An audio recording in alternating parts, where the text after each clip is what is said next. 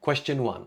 If x equals negative 2.531, what is the value of x squared rounded to 2 decimal places?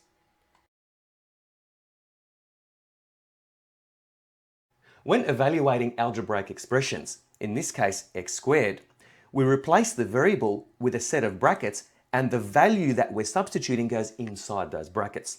Now that's especially important if the value that we're substituting is negative. Otherwise, we do run the risk of obtaining an incorrect answer, especially if the number that we're substituting is a negative and it's being raised to an even power. So in this case, x squared can be written as open bracket, negative 2.531, close bracket to the power of 2. Entering in this expression in your calculator, that evaluates to 6.405961. Now the question is asking us to round this value correct to 2 decimal places. Now the second decimal place is a 0. The third decimal place is a 5. And if it's 5 or more, we raise the score. In other words, the second decimal place gets rounded up by 1. So the 0 becomes a 1.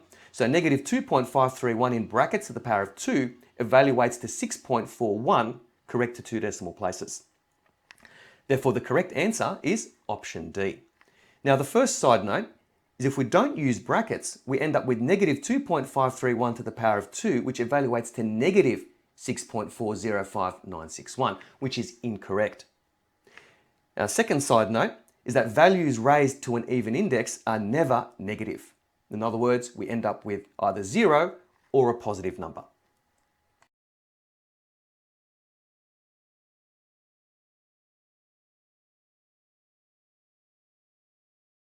Question 2. Consider the function shown. Which of the following could be the equation of this function? The equations presented in all four options are in gradient intercept form. That is, y equals mx plus c, where m represents the gradient of the line and c represents the y-intercept. And that's the point where the line crosses the y-axis. Now, as a side note, the gradient or slope of a line is always determined from left to right. So looking at our line, from left to right, we can see that it's going downhill. That means the value of m must be negative. We can also see that the line crosses the y-axis at a point above the origin. That means the value of c must be positive. So by inspection, m is negative, c is positive, hence the equation could be y equals negative 2x plus 3. Therefore, the correct answer is option C.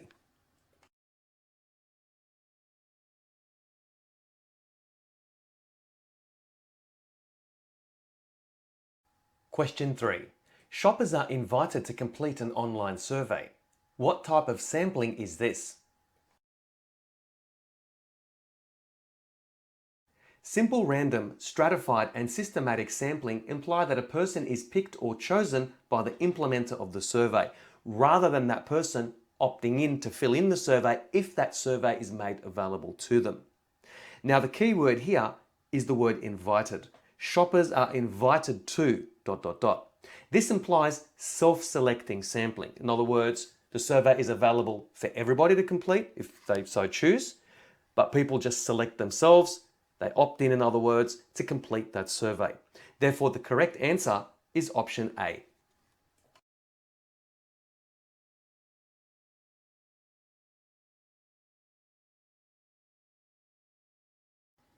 Question 4. The map shows regions within a country. A network diagram is to be drawn to represent this map. Vertices will be used to indicate each region and edges will be used to represent a border shared between two regions. How many edges will there be in the network diagram? I've identified the shared border between any two regions and I've indicated those with red circles. So we have one between forest and mountains, so there's a circle there. Between mountains and swamp, circle there. Between forest and swamp, circle there. Between mountains and woods, circle there. Between mountains and desert, circle there. Between woods and desert, circle there.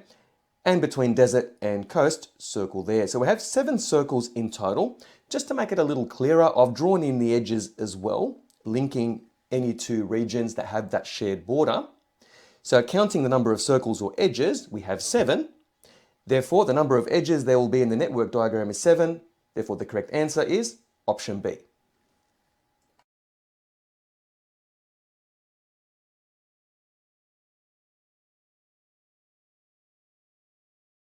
Question 5.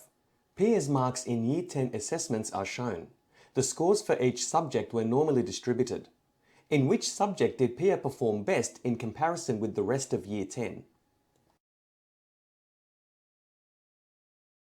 We want to find the subject with the largest number of standard deviations relative to the mean.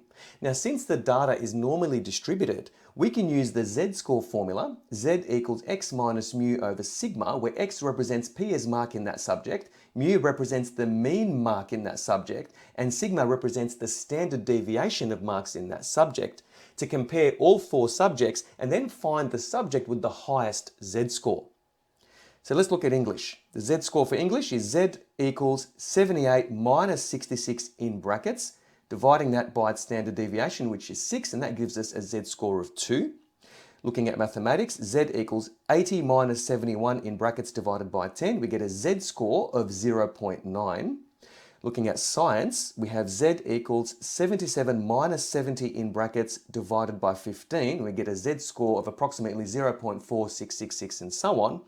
And looking at history, we have z equals 85 minus 72 in brackets divided by 9, and we get a z-score of approximately 1.444. So comparing all 4 z-scores, we can clearly see that English has the highest z-score of 2. So Pia performed, relatively speaking, the best in English. So the subject with the highest z-score indicates the best relative performance to the mean, which is English. Therefore, the correct answer is option A.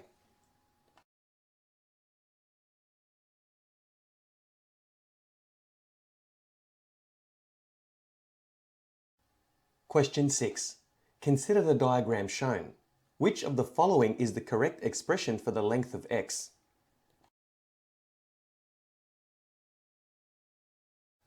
Start by labelling the relevant sides of this right-angled triangle. Now, the 2 sides that have markings on them is this side here, which has a length of 20, and this side here, which has a length of x. Now, the side opposite the right angle is the longest side, which is the hypotenuse, so I've labelled that with a capital H. And the side that's adjacent to the other known angle of 40 degrees, so the side that's closest to 40 degrees, I've labelled that with a capital A for adjacent. Now, from SOHCAHTOA, the ratio adjacent over hypotenuse is equal to the cosine or cos of the known angle of 40 degrees. We can form an equation. So adjacent over hypotenuse, so x over 20 is equal to cos 40 degrees. Rearranging this equation to make x the subject, now x is being divided by 20, so moving the 20 over to the other side of the equation, we multiply the cos 40 degrees by 20. So x is equal to 20 times cos 40 degrees. Therefore, the correct answer is option A.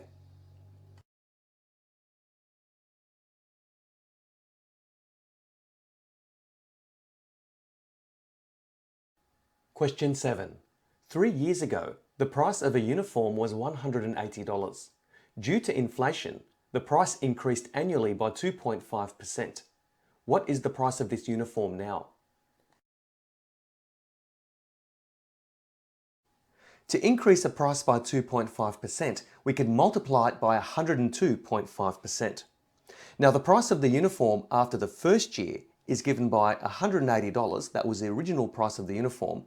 Multiply that by 102.5% and we get $184.50. Now, the price of the uniform after the second year, we take the price of the uniform after the first year and we multiply that by 102.5%. So we're repeating the same calculation that we've done in the previous step, which is to multiply by 102.5%. And we get $189.1125. Now, I've left this unrounded. I'll do all the rounding at the very end. Now, the price of the uniform after the third year, we repeat the same calculation like we did in the previous step. We take the price of the uniform after the second year, multiply that by 102.5%, and we get $193.84. There's some decimals after that, but I've left it as so. Now, a quicker way is to recognize that we're multiplying by 102.5% 3 times. So multiplying the previous price by 102.5%, we can just calculate it this way. 180 times 102.5% in brackets to the power of 3, and that equals 193.8403 and so on, which rounds to $193.84. Now this expression here is related to the compound interest formula, so I think it's important just to keep that in mind. Therefore, the correct answer is option D.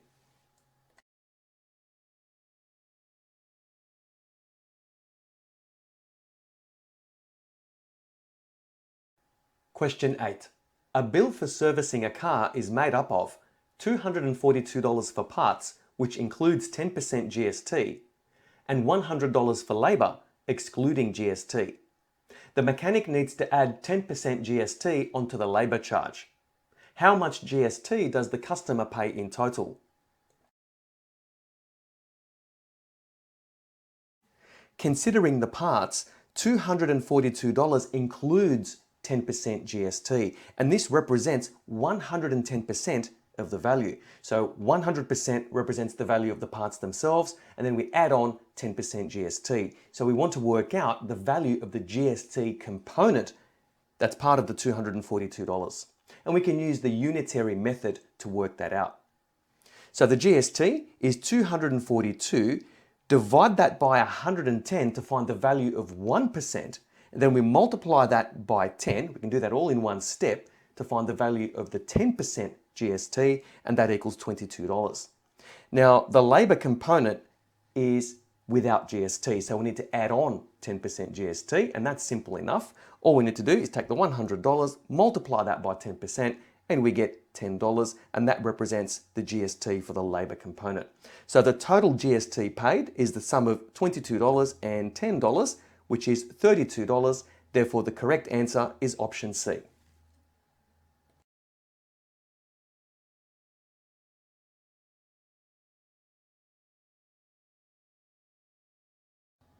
Question 9. The time taken to paint a school varies inversely with the number of painters completing the task. It takes 6 painters a total of 20 days to paint a school. How many days would it take 15 painters to paint the same school? Since this is an inverse variation problem, I'm going to present a fast method to work out the number of days it takes 15 painters to paint the school. And we're going to do this by forming this particular equation. Days times 15 equals 20 times 6. Now the 20 represents the 20 days it takes 6 painters to paint the school. So we want to find the number of days it takes 15 painters to paint the same school. Now we expect that since the number of painters has increased, the number of days it takes should decrease. So solving this equation for the number of days, now 20 times 6 is 120, so days times 15 is equal to 120. Dividing 120 by 15 to isolate days, we get days is equal to 120 divided by 15, which equals 8. So 15 painters will need 8 days to paint the same school. Therefore, the correct answer is option B.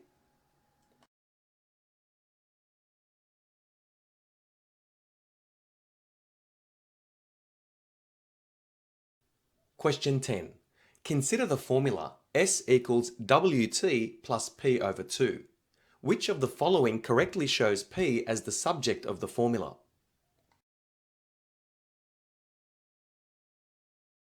Starting with the original equation S equals WT plus P over 2, we have an equation with 3 terms. Currently, the variable S is the subject of the formula. So it's the variable that's isolated, it's on its own, and it's on the left-hand side of the equation. Now the question is asking us to make the variable P the subject of the formula. So we need to isolate the variable P and then move it over to the left-hand side. Now the variable P is being divided by 2.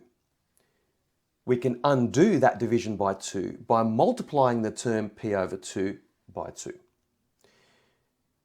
But doing that, we also need to do the same thing to the other two terms. So we need to multiply the s by 2 and the wt by 2 as well to keep the equation balanced. So think of it as long as I do the same thing to each term, the equation still holds true. So multiplying all terms by 2, we get 2s is equal to 2wt plus p. Now to isolate the p, we need to move the 2wt over to the other side, to the left-hand side of the equation. Now the 2wt has an implicit plus sign here. If we move it over to the other side, it becomes negative. So the equation becomes 2s minus 2wt is equal to p. Now technically we've isolated the variable p and it's on one side of the equation on its own. But convention holds that the subject of the formula should be on the left-hand side. So all we need to do is just switch both sides of the equation around and we get p is equal to 2s minus 2wt. Therefore, the correct answer is option D. Now, alternatively, we could rearrange this equation like so. So what I've done here is I've just switched both sides of the equation around to begin with. So we have wt plus p over 2 is equal to s. The reason why I did that is because I want the variable p to be on the left-hand side ultimately. Now the wt, you can move that over to the other side and it becomes minus wt. So the equation becomes p over 2 equals s minus wt. Now the p is being divided by 2, so to isolate the p, we'll need to undo this division by 2 by multiplying all terms by 2. So we get p is equal to 2s minus 2wt.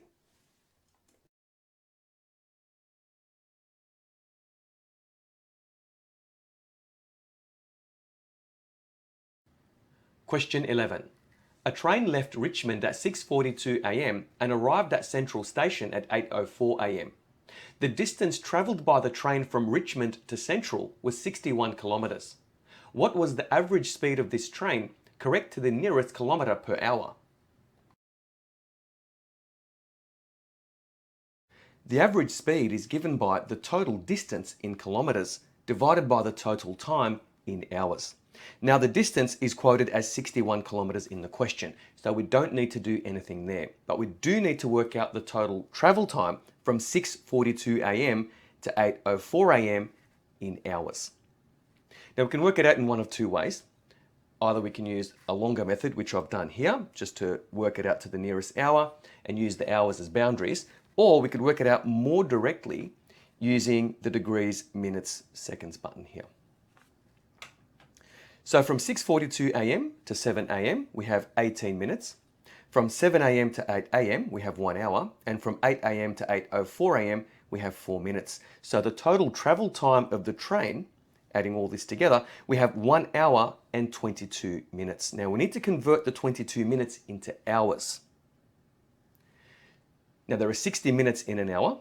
So 22 minutes as a fraction of an hour is 22 over 60 hours. So the total travel time is 1 and 22 over 60 hours. Now we can work out the average speed of the train. So we take the distance, 61 kilometres, divide that by the total travel time, which is 1 and 22 over 60 hours, and that gives us 44.634 and so on kilometres an hour, but we need to round that correct to the nearest whole number, so that rounds to 45 kilometres an hour. Therefore, the correct answer is option B.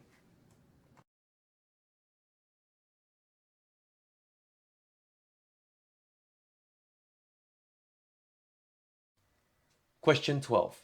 A survey of 370 people was conducted to investigate the association between watching anime and the age of the person. The two-way table shows the responses collected. Approximately what percentage of the over 30-year-olds watch anime? From the table, there are 157 people that are over 30 years old, of which 34 watch anime. As a percentage, 34 over 157, multiply that by 100, we get around 21.656%, which rounds to 22%, correct to the nearest whole number. Therefore, the correct answer is option C.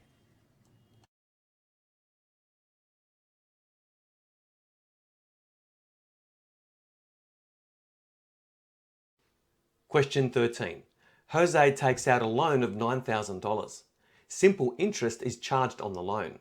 The loan and the interest charged will be repaid by making monthly repayments of $300 over 4 years. What simple interest rate per annum, to the nearest percent, is charged on the loan?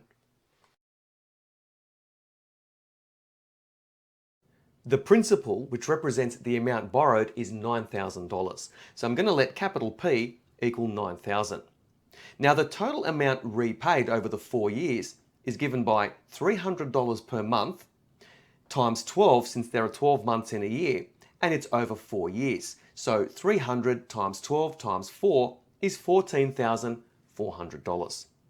So the interest charged is the difference between the total amount repaid and the amount borrowed.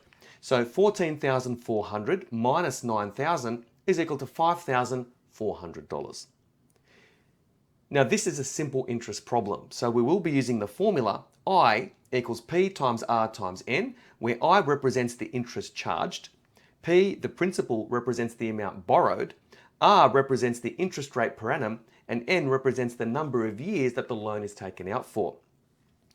Now we know what P is. It's 9,000. We worked out I, which is 5,400, and the loan is taken out for 4 years, so N is equal to 4. So substituting those three values for I, P, and N, we can then solve for R, which is our interest rate per annum. So 5,400 is equal to 9,000 times R times 4. Now 9,000 times 4 is 36,000, so the equation becomes 5,400 equals 36,000 times R. We need to isolate the R. So since 36,000 is multiplying the R, we can move the 36,000 over to the other side, and it becomes a division. So 5,400 divided by 36,000 is equal to R. So evaluating the left-hand side, we get 0.15. So the interest rate per annum is 0.15. Multiplying that by 100 to convert it into a percentage, we get 15% per annum. Therefore, the correct answer is option A.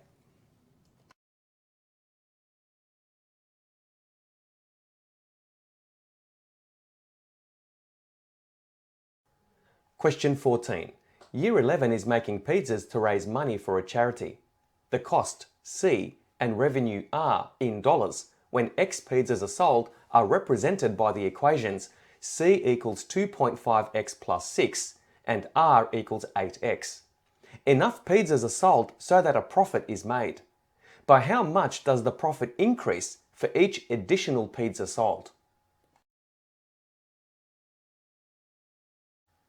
Both the cost equation and the revenue equation are examples of linear functions. When we graph them, they will form straight lines. Let's have a look at the cost equation. C equals 2.5x plus 6. Now when x increases by 1, so we make an extra pizza or an additional pizza, it's going to cost an extra $2.50 more, which is what the 2.5 here represents. And that's also the gradient of the line if we were to graph it. So just think, every pizza made or every extra pizza made, it's going to cost an extra $2.50 per pizza. So I've written that here. So the cost for every additional pizza made is $2.50. Let's have a look at the revenue equation. R equals 8x. So when we sell the pizzas, for every additional pizza sold, it's going to sell for $8, which is what the 8 represents here.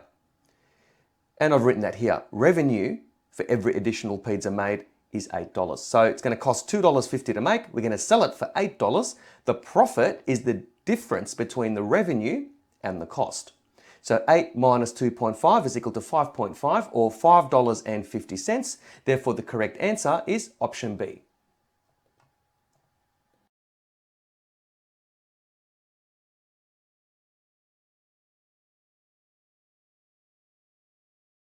Question 15. Some data are used to create a box plot as shown. A histogram is created from the same set of data. Which of the following histograms is not possible for the given box plot?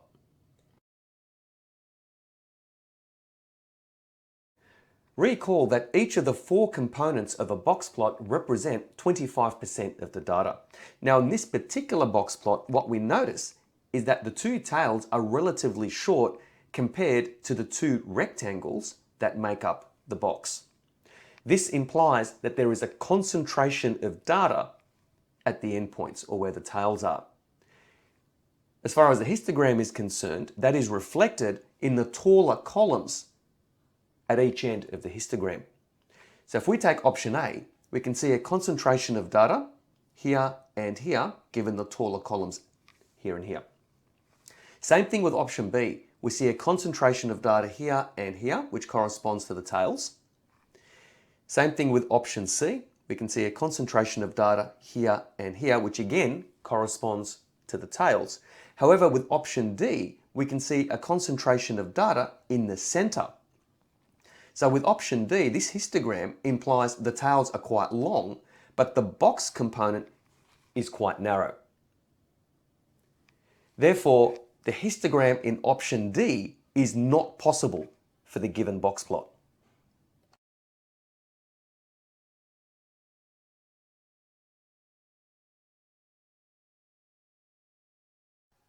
Question 16.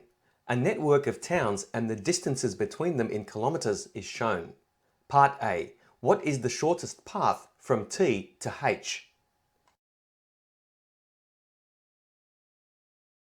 One way to answer this question is to consider the distances over 2 hops or 2 steps, 3 hops, 4 hops, and so on. Let's consider the distances over 2 hops, and there's only one possible path for that. T, Y, and H. And the distance is 30 plus 38, which is 68 kilometres. Now let's consider the distances over 3 hops. And again, there's only one possibility for that. T, Y, W, and H. We have 30 plus 15 plus 20, which gives us 65 kilometres. Now by inspection, 4 hops or more will generate distances greater than 65 kilometres. So for example, T, Y, W, C, M, H, or T, J, C, G, M, H, and so on. And I've written the explanation here. So possible paths from T to H, 2 hops, we have TYH at 68 kilometres, 3 hops, TYWH at 65 kilometres, and by inspection, 4 hops or more will result in distances greater than 65 kilometres. Therefore, the shortest path is TYWH.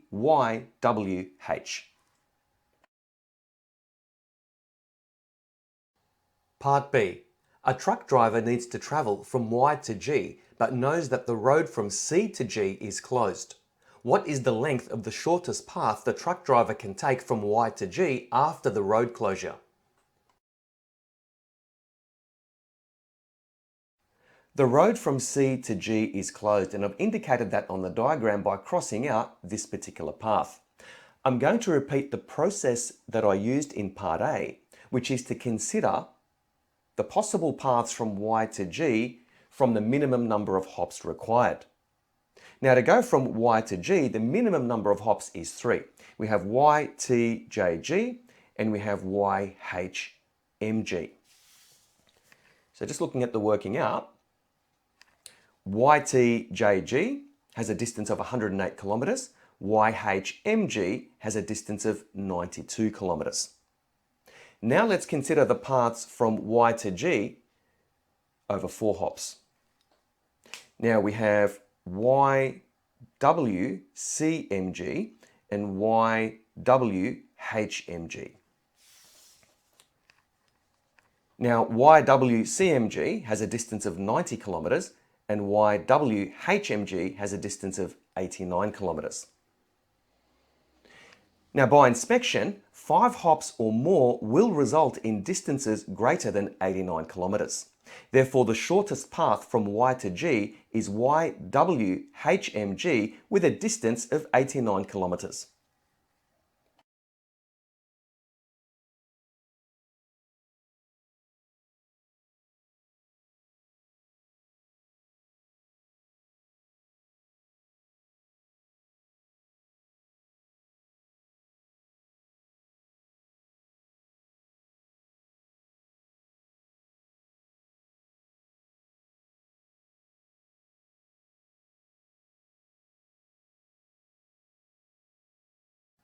Question 17.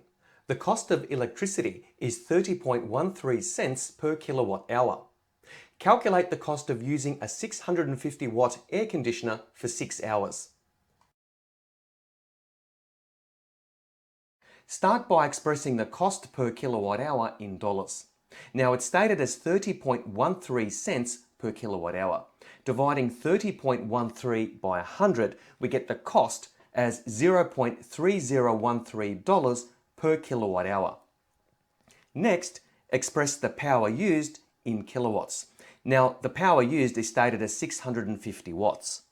To convert watts into kilowatts, we divide 650 by 1,000. So 650 watts is equivalent to 0.65 kilowatts. Now, to find the total cost of using the appliance over the time used, we follow this formula.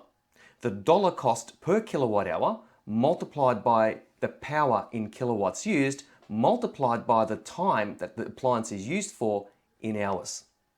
So that's equal to 0.3013 times 0.65 times 6, which equals $1.17507. Now we round this correct to the nearest cent, which means 2 decimal places, and that's equal to $1.18 correct to the nearest cent.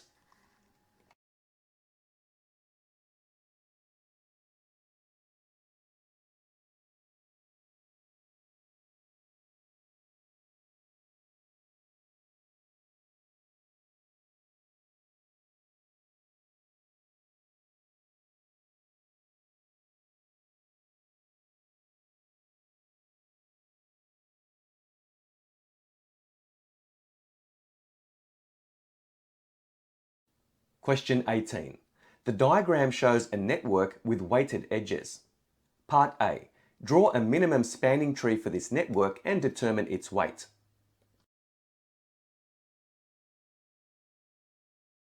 We can use either Kruskal's algorithm or Prim's algorithm to draw the minimum spanning tree for this network diagram. In this solution, I'm going to use Kruskal's algorithm. Now, this involves selecting edges in ascending order of weight. In other words, from lowest weight to highest weight without creating cycles. So it's very important that what we draw remains a tree. Now, using Kruskal's algorithm, the first two edges I've chosen are BF and GH. So there's BF here and there's GH there. And as I'm choosing the edges, I'm updating this diagram in the solution as we go along. So BF and GH.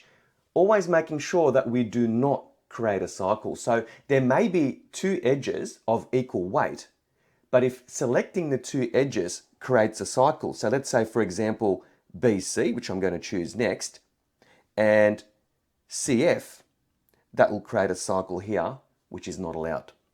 So just going back to our algorithm. So the next two edges I've chosen are BC and AE. So here's BC and AE is here. The next two edges I've chosen are FG and HI. So FG is here, so that's weight 3. And HI, another one of weight 3. So now let's look at the edges of weight 4. So I've chosen AB, HJ and DJ. So there's AB, HJ and DJ.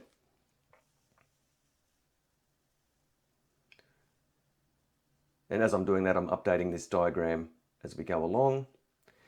And this is the completed minimum spanning tree for the network diagram that was shown. Now, adding up the weights of all the edges in this minimum spanning tree, I get a weight of 24.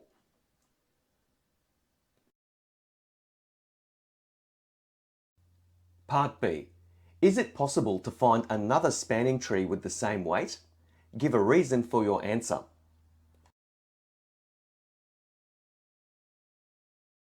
Yes, it is possible to find another spanning tree with the same weight. And in this instance, we could use edge FC instead of edge BC, as both edges are equal in weight. If we go back to our network diagram, there's BC and FC. Now we can't use both edges along with edge BF because then we'll have a cycle. But instead of edge BC, we'll use edge FC instead, and we'll still have a minimum spanning tree of the same weight as the solution in part A. So instead of BC here, we'll draw FC here instead, and we'll still have a weight of 24.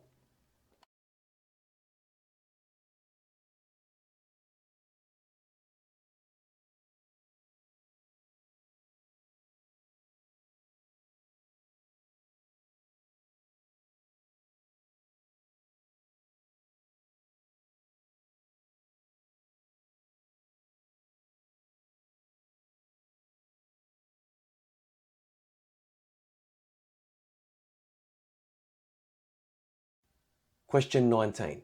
A teacher was exploring the relationship between students' marks for an assignment and their marks for a test. The data for 5 different students are shown on the graph. The least squares regression line is also shown. Part A. What is the equation of the least squares regression line for this data set?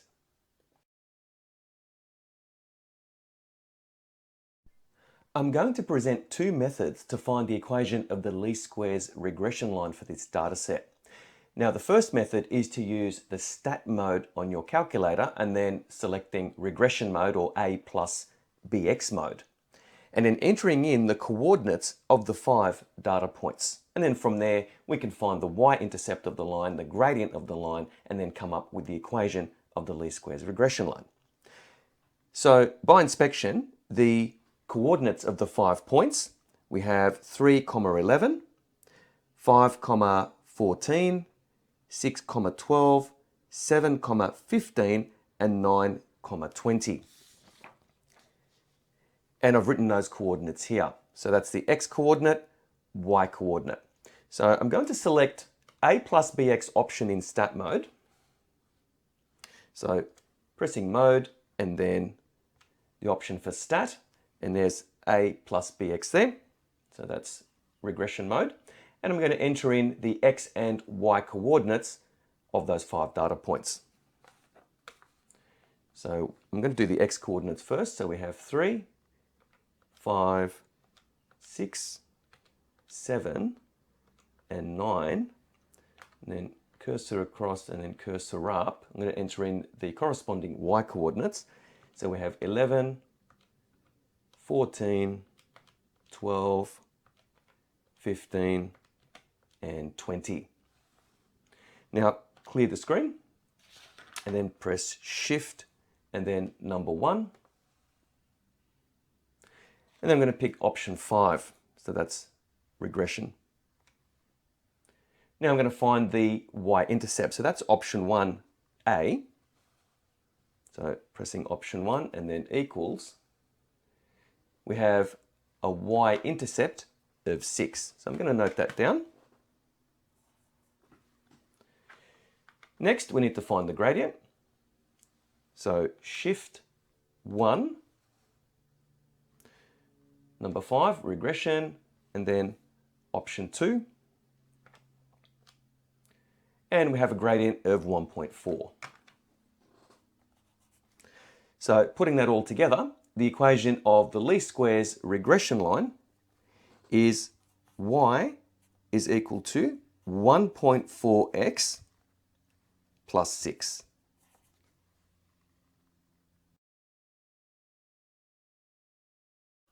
If the regression line is shown, and in this case it is, if we can find the y-intercept and determine the gradient of that line, we can then find the equation of that line in gradient intercept form. That is y equals mx plus c.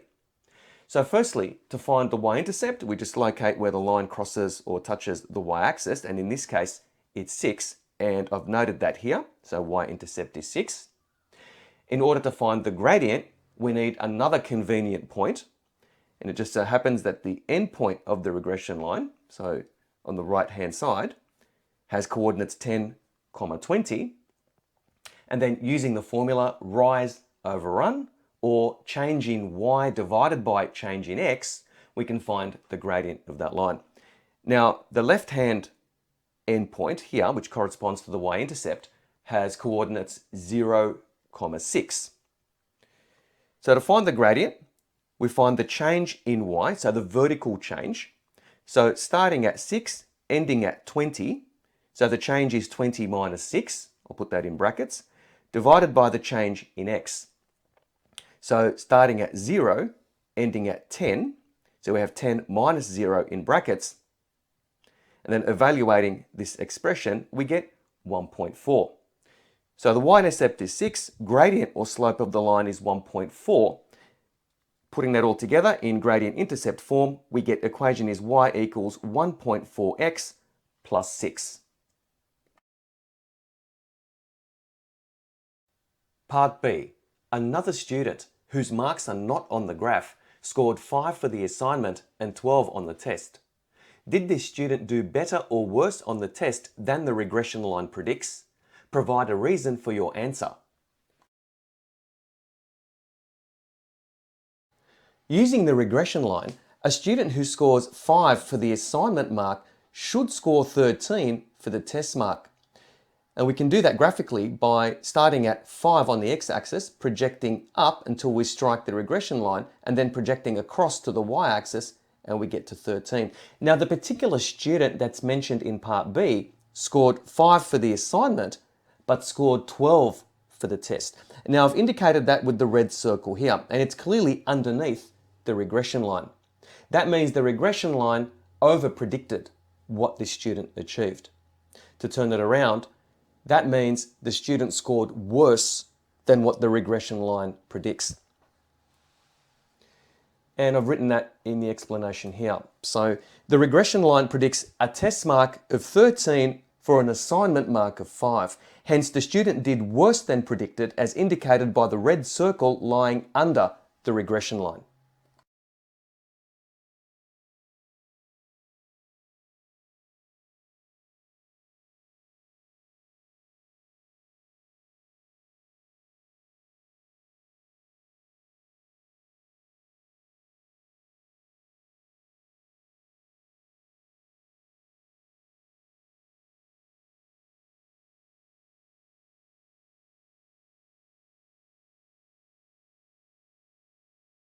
Question 20.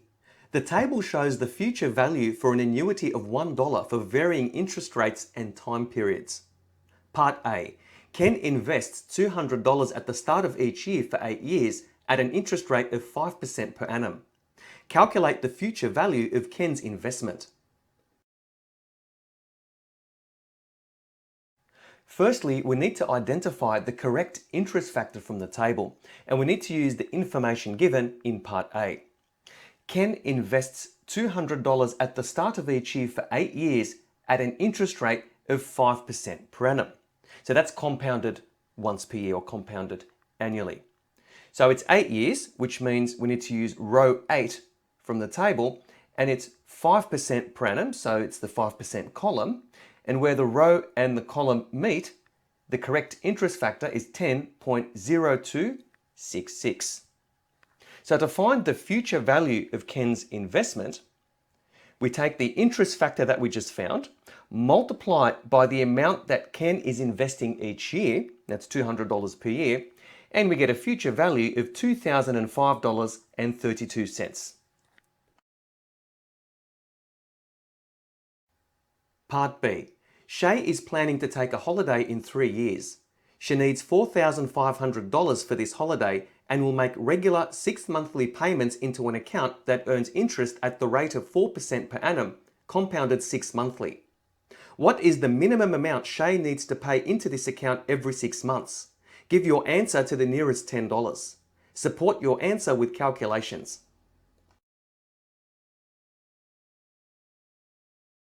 From the information provided in the question, Shay needs $4,500 for this holiday. So that implies a future value of $4,500. So in contrast to Part A, where we're asked to find the future value, in Part B, we're given the future value, even though it's not explicitly stated, it's implied, and we want to work out the value of each investment so that the future value after 3 years is $4,500. So reading on, The payments are regular 6 monthly payments into an account that earns interest at a rate of 4% per annum, compounded 6 monthly. So we want the interest rate per 6 months. So we take 4%, divide it by 2, since 6 months represents half a year. So the interest rate is 2% per half year.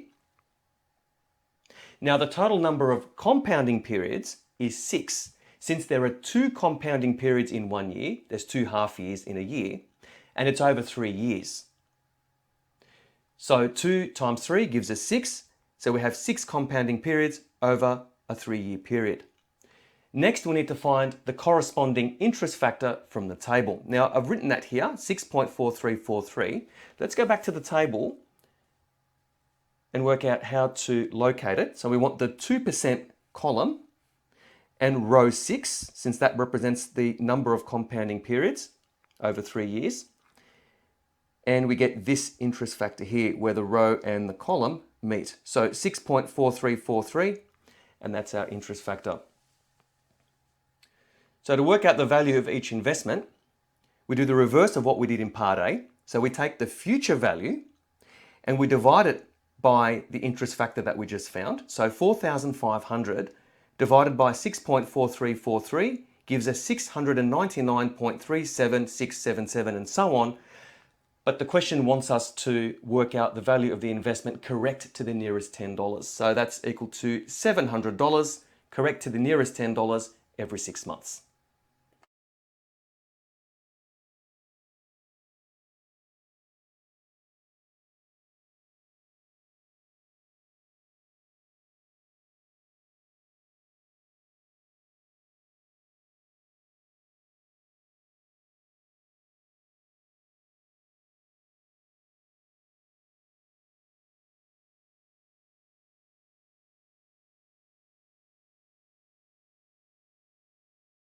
Question 21.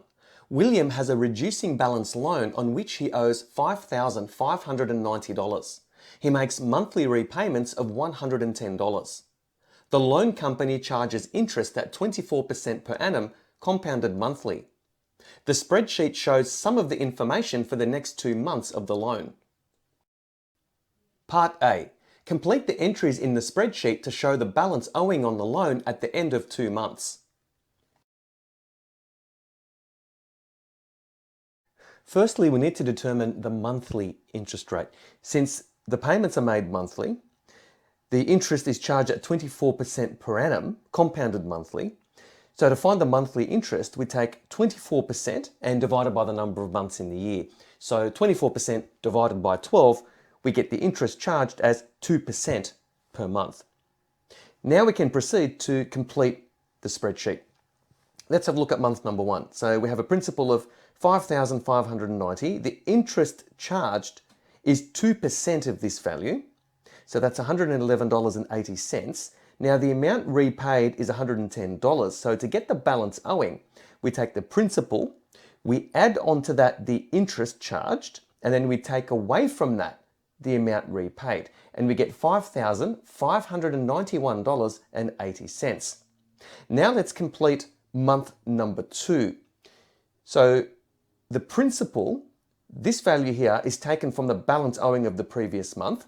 So we're going to start off with $5,591.80. Now the interest charged is 2% of this value. So using your calculator, 5591.80, multiply that by 2%, and we get 111.836 or 111.84, correct to the nearest cent. And I've noted that here under interest charged. And we'll repeat the same calculation like we did in month number 1. So 5591.80 plus $111.84 minus $110, and we get $5,593.64. So just as a final answer, therefore the balance owing is $5,593.64.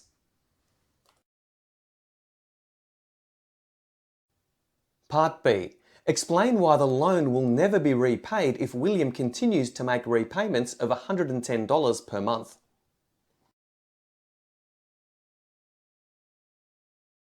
For any reducing balance loan to be repaid within a reasonable amount of time at least, the amount repaid has to be greater than the interest charged, or else the principal just gets larger and larger.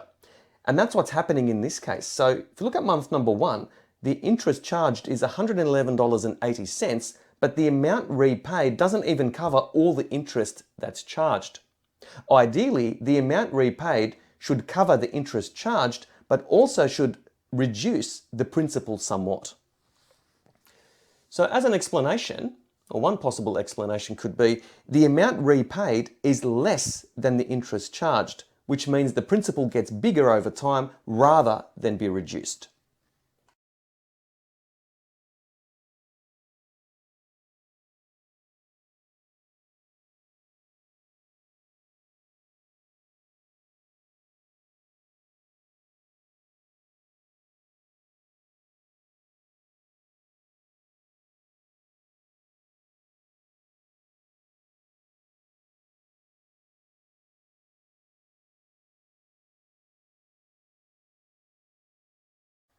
Question 22. The graph shows the populations of two different animals, W and K, in a conservation park over time. The y-axis is the size of the population and the x-axis is the number of years since 1985. Population W is modelled by the equation y equals a times 1.055 to the power of x. Population K is modelled by the equation y equals b times 0.97 to the power of x. Complete the table using the information provided.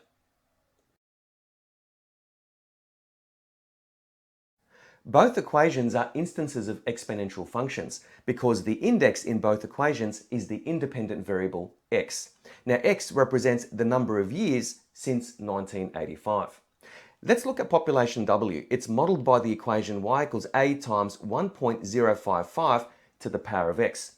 Notice that the base is greater than 1.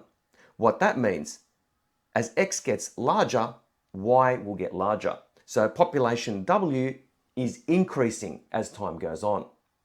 And it's modelled by this curve here on the graph. And I've labelled it here with a W. Population K has a base that's less than 1 but greater than 0.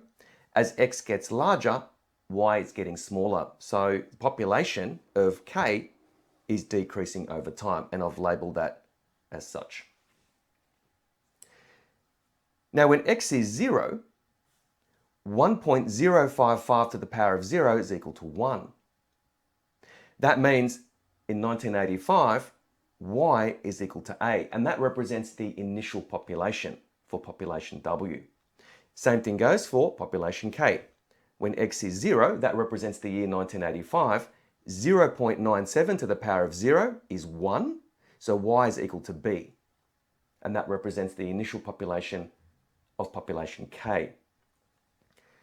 And that corresponds to the y-intercepts of both curves. So here's A here, and here's B.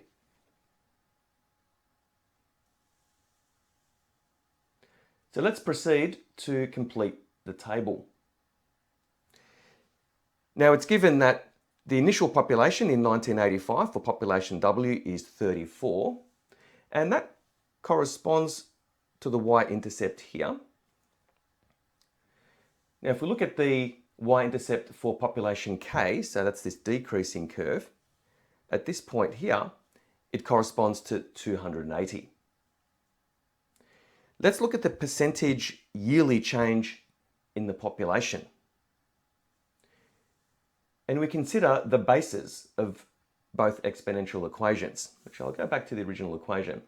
So the base for population W is 1.055, and that can be written in percentage form as 100% plus 5.5%.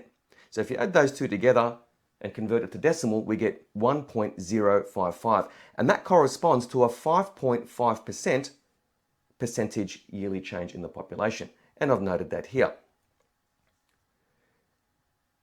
Now the base for population K is 0.97. In percentage form, that can be written as 100% minus 3%. We do know that population K is in fact decreasing, and that corresponds to a negative 3% decrease each year. Lastly, to find the predicted population for population W, we can use the equation. So we have y is equal to a times 1.055 to the power of x. So when x is 50, we substitute 50 for x here. And we know the value of a, which is 34. So when x is 50, y is equal to 34 times 1.055 to the power of 50, which equals 494.4266 and so on, which rounds to 494, correct to the nearest whole number. And I've written that here.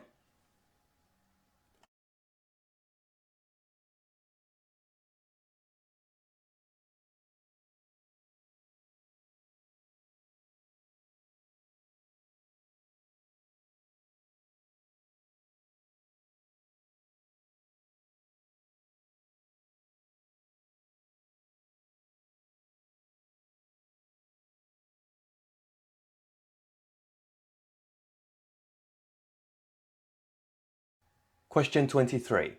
Zazu works a 38-hour week and is paid at an hourly rate of $45.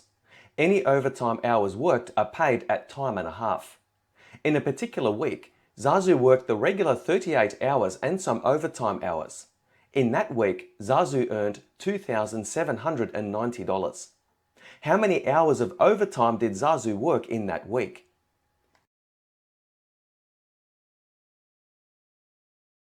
Let's start with what we know. We know the normal hourly rate is $45 per hour. We also know that Zazu worked some hours at the time and a half rate. So let's work that out. So to work out the time and a half rate, we take the normal rate and we multiply that by 1.5. And that gives us $67.50 per hour.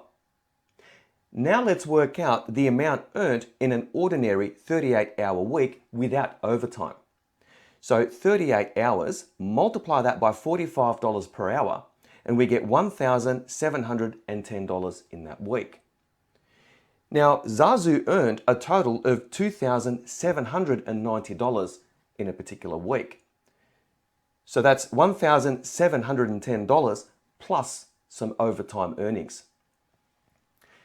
Let's work out the overtime earnings, and that's going to be the difference between the total amount earned and the amount earned in an ordinary 38-hour week. So the overtime earnings is $2,790 minus $1,710, which gives us $1,080. Now we can work out the overtime hours worked. So if we take the overtime earnings and divide that by the time and a half rate, which is $67.50, we get 16. Therefore, Zazu worked 16 hours of overtime in that week.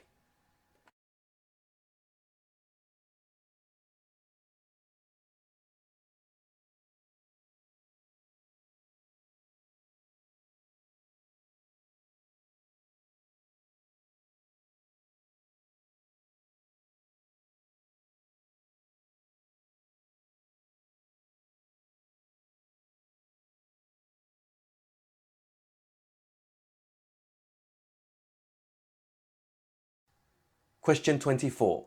Sarah, a 60-kilogram female, consumes 3 glasses of wine at a family dinner over 2.5 hours.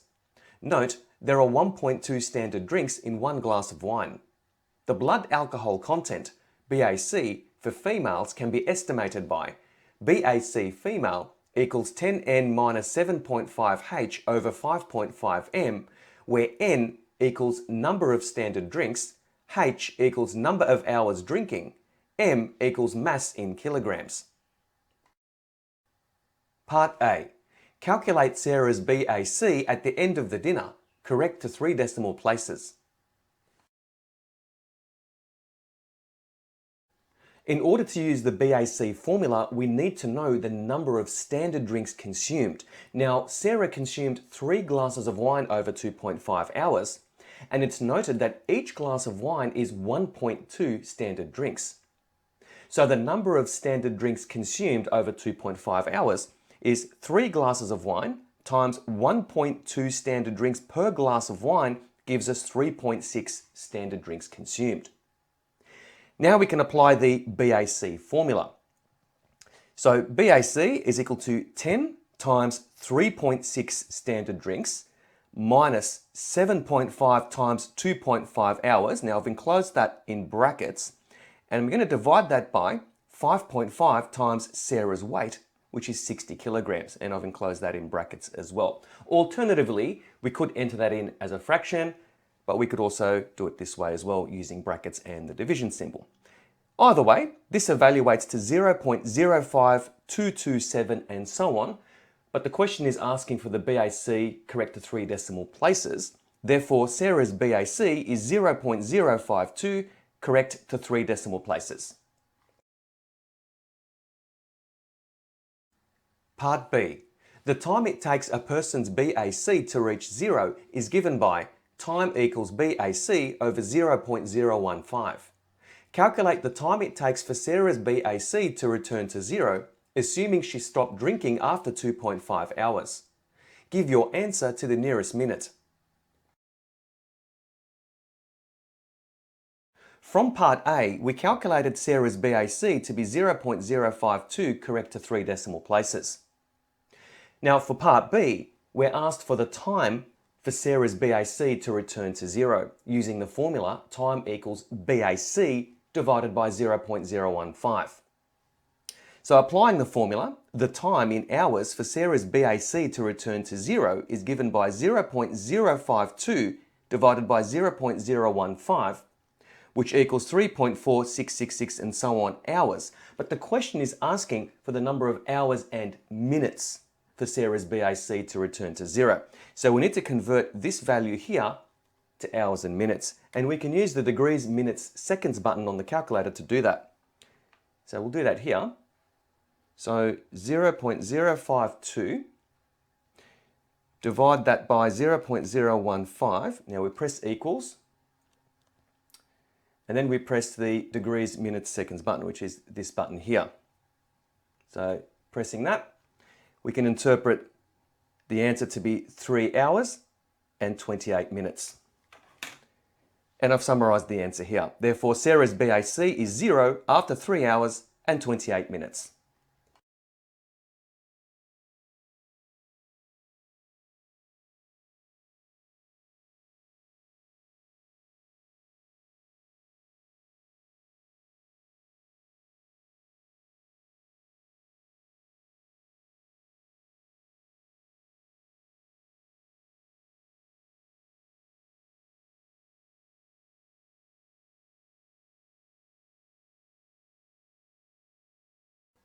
Question 25. Alex and Jun each invest $1,800 for 5 years. Alex's investment earns simple interest at a rate of 7.5% per annum.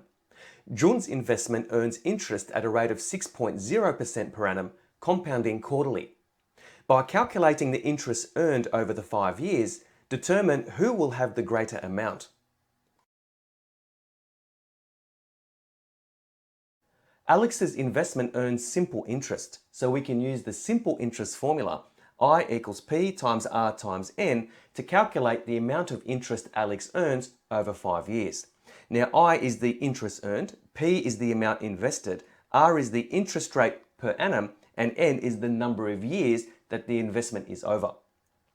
Now P is 1,800, R is 7.5% or 0.075 as a decimal, and N is 5. So multiplying these three values together, we get $675.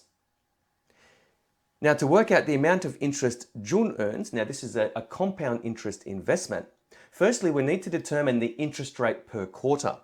So Jun earns 6% per annum compounding quarterly, so we need to divide 6.0 divided by 4, and that gives us 1.5% per quarter. Now the number of compounding periods over 5 years, given that there are 4 compounding periods per year, 4 quarters in a year, N is equal to 5 times 4, which equals 20. Now the compound interest formula gives us the value of the principal plus the interest combined, but we only want the interest. So when using the compound interest formula, we need to subtract from that the value of the principal to get the amount of interest earned. So interest I is equal to P times 1 plus R in brackets to the power of n minus P. That's 1,800 times 1 plus 1.5% in brackets to the power of 20 minus 1,800, and that equals $624.34, correct to the nearest cent. So clearly, Alex earns more interest than June. Therefore, Alex has the greater amount after 5 years.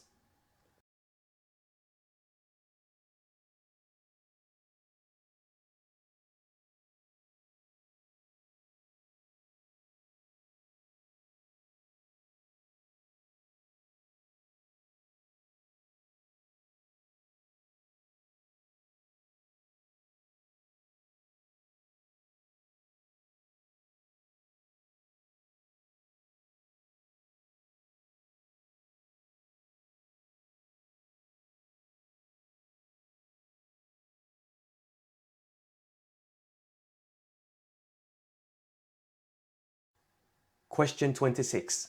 A sheet of metal is folded to make a gutter, as shown.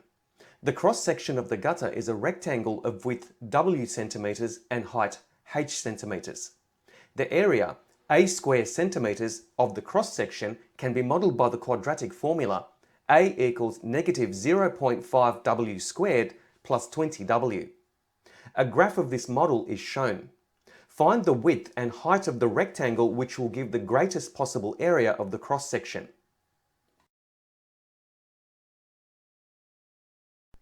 The parabola is concave down, so the vertex of the parabola represents the width that gives the greatest possible area of the rectangular cross-section of the gutter. So if this is our parabola, concave down, the vertex is the highest point or the peak of the parabola, and the vertex is exactly halfway between the x-intercepts 0 and 40. So the average of 0 and 40 is 20. So the maximum area occurs when the width of the gutter is 20 centimeters. Now when W equals 20, the area of the cross-section can be found by using the quadratic equation provided. A is equal to negative 0.5 times 20 squared plus 20 times 20, which equals 200. So the area of the rectangular cross-section is 200 square centimeters. We know the width is 20 centimeters and we're dealing with the area of a rectangle. And as we know, if you multiply the width by the height, we get the area. So 20 times h gives us 200. So in order to find the height h, we take 200 and divide it by 20. So h is equal to 200 divided by 20, which equals 10. Therefore, the greatest possible area of the cross-section has width 20 centimeters and height 10 centimeters.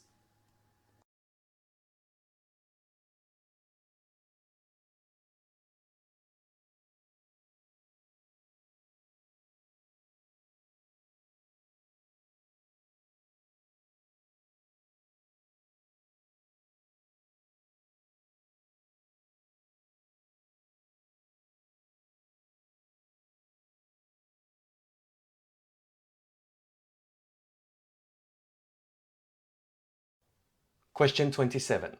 A couple borrows $30,000 to be repaid in equal monthly repayments of $280 over 10 years. After following this repayment plan for 5 years, they decide to decrease their monthly repayment to $250. As a result, it will take them an additional 2 years to pay off their loan. How much more will they repay in total by making this change?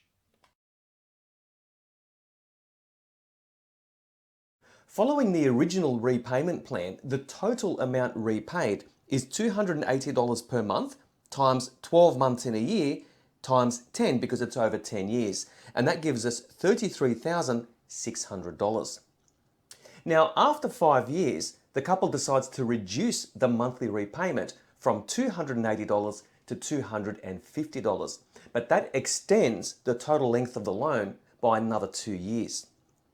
So the total repayments with the reduced monthly payments after 5 years is given by $280 per month times 12 months times 5 years, which represents the repayments over the first 5 years, plus $250 per month, so this is the reduced repayment, times 12, because there's 12 months in a year. This time it's over 7 years. So evaluating this expression here gives us $37,800. So the extra amount repaid is the difference between $37,800 and $33,600. And I've stated that here. So 37,800 minus 33,600 is equal to 4,200. Therefore, an extra $4,200 will be repaid.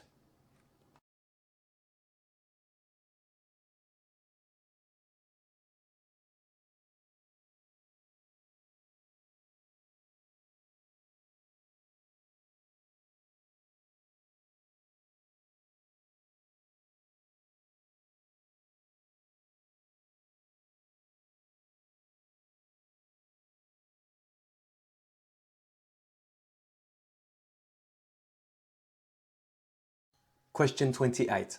Flowers were planted in 2 gardens, Garden A and Garden B. On a particular day, 25 flowers were randomly selected from each garden and their heights measured in millimeters.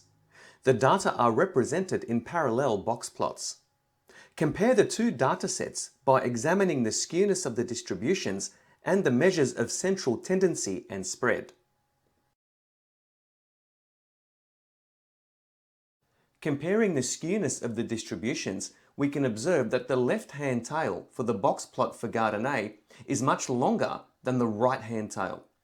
In contrast with Garden B, the left-hand tail is much shorter than the right-hand tail for Garden B.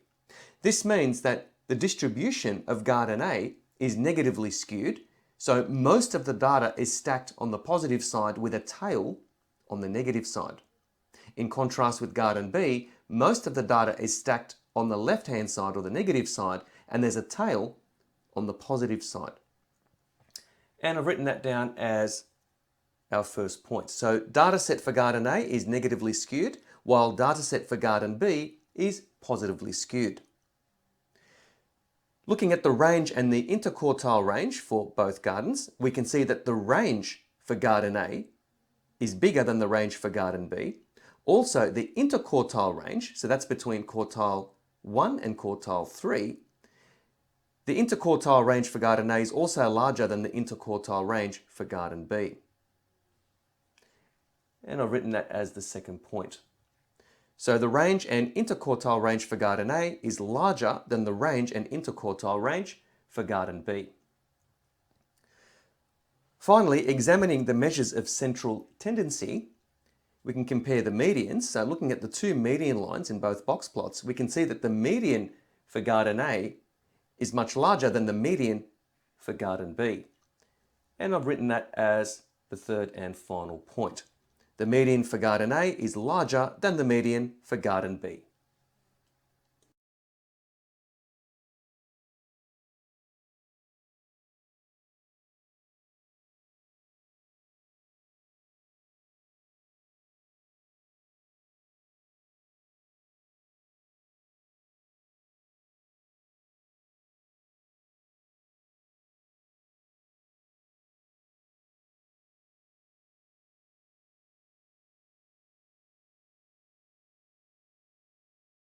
Question 29. The graph shows the decreasing value of an asset. For the first 4 years, the value of the asset depreciated by $1,500 per year using a straight line method of depreciation. After the end of the 4th year, the method of depreciation changed to the declining balance method at the rate of 35% per annum. What is the total depreciation at the end of 10 years?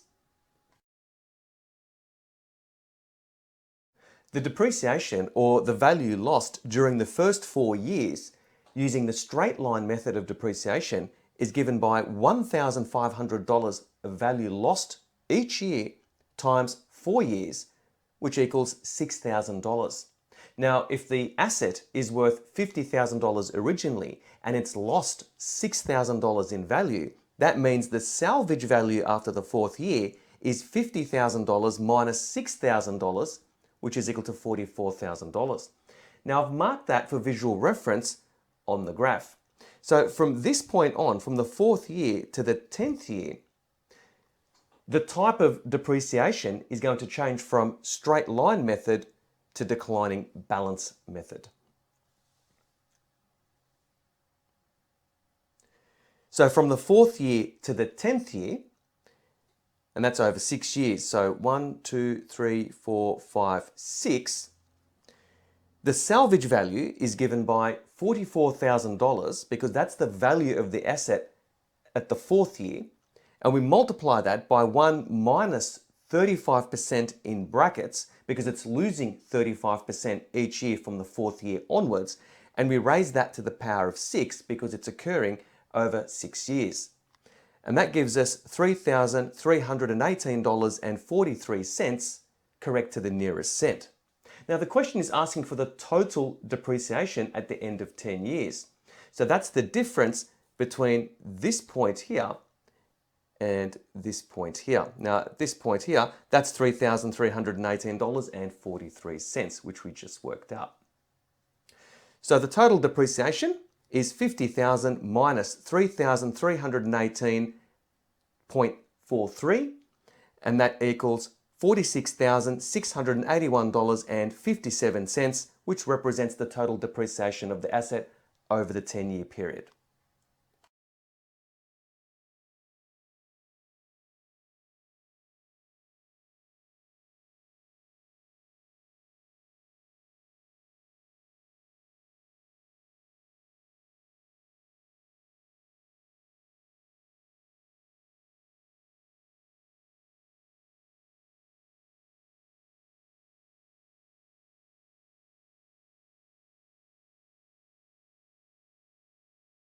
Question 30. A researcher is studying anacondas, a type of snake. A dataset recording the age in years and length in centimeters of female and male anacondas is displayed on the graph. Anacondas reach maturity at about 4 years of age. Write 3 observations about anacondas that may be made from the scatterplot.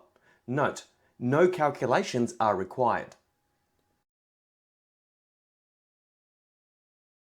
Some observations may include, at any given age, female anacondas are longer than male anacondas. A second point could be that male anacondas don't grow much longer after the 4th year, so that's around maturity. The rate of growth slows down significantly, whereby female anacondas tend to continue growing at roughly the same rate. A third point could be that male and female anacondas are roughly the same length at birth. Female anacondas are slightly longer.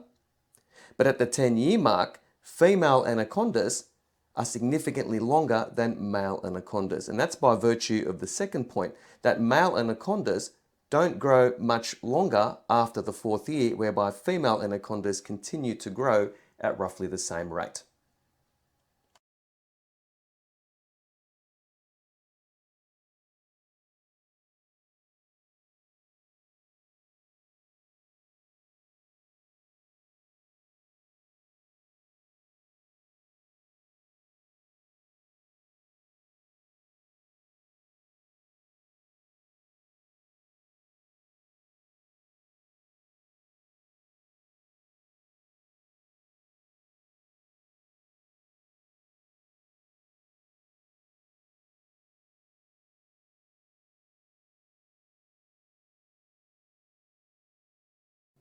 Question 31. A coin is biased so that it is twice as likely to show a head than a tail. Part A. What is the probability of obtaining a head with one throw of this coin? The ratio of the probabilities of heads to tails is 2 to 1. So if we add the terms of the ratio, we get 3. So as a fraction, the probability of heads must be 2 over 3 and the probability of tails must be 1 over 3. And that makes sense, since the probability of obtaining heads is twice the probability of obtaining tails, and 2/3 is twice 1/3. Therefore, the probability of obtaining heads with one throw of this coin is 2/3. Part B. In 2 throws of this coin, what is the probability of obtaining at least one head?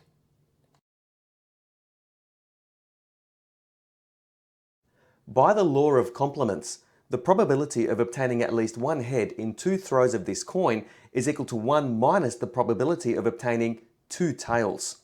Now from part A, the probability of obtaining one tail is 1/3. Now the second throw of the coin is not affected by the first throw of the coin, so the two events are independent. So we have 1 minus 1/3 times 1/3, and 1/3 times 1/3 is 1/9, and 1 minus 1/9 is equal to 8/9.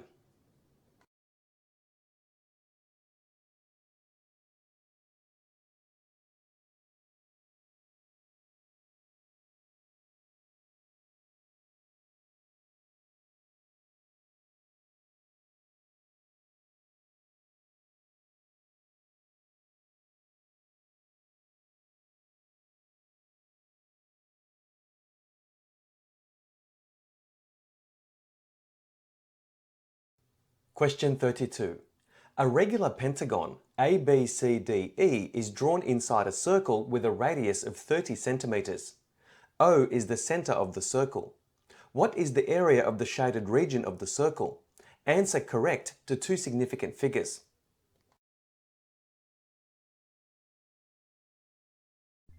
The area of the shaded region is the difference between the area of the circle and the area of the pentagon, which is composed of 5 identical isosceles triangles. We can consider this as our overall game plan. Let's consider one of those isosceles triangles. So, for example, consider triangle ODC, and I've sketched this here. Now, OD and OC represent the radii of the circle, which is 30 centimeters, and the angle between these two sides is 72 degrees. So using the sine rule for area, because we have two known sides and an included angle, we have area is equal to half times 30 times sine 72 degrees, which equals 450 sine 72 degrees. I'll keep it all in exact form and do the rounding right at the very end. So to find the area of the pentagon, we just take this result here and multiply it by 5. So 5 times 450 sine 72 degrees is equal to 2,250 sine 72 degrees. Now to find the area of the shaded region, we take the area of the circle, pi r squared, so pi times 30 squared, and subtract from that the area of the pentagon, so minus 2,250 sine 72 degrees, which evaluates to 687.556 and so on, but we need to round the answer correct to two significant figures, so that equals 690 square centimeters, correct to two significant figures.